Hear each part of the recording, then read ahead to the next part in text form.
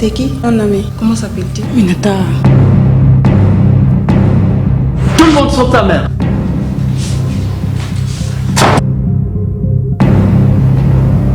Elle dit qu'elle viendra ce soir.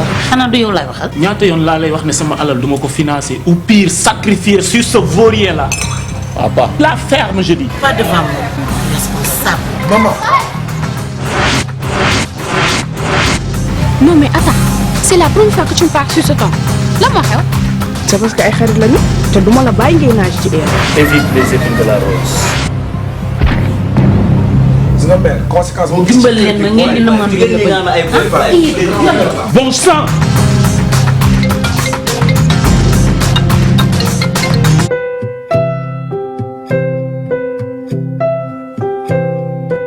Profite de cette occasion pour aller te prostituer alors. ma kay. Fanta.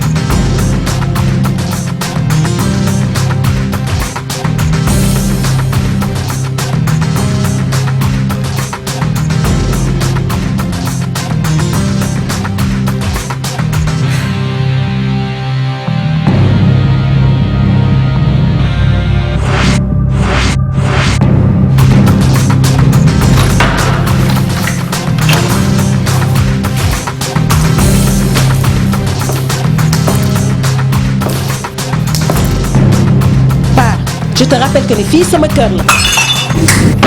Assou! Tu penses que ta tante me trompe? J'ai peur que le ciel tombe sur nous.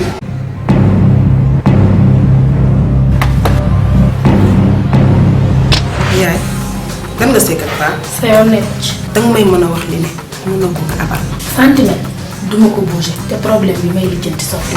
loolu la ma seet. toogal. lan moo xew ci biir kër. Si Pape veut remonter à la source. Papa. Faudra qu'il nage contre le courant. salaamaaleykum.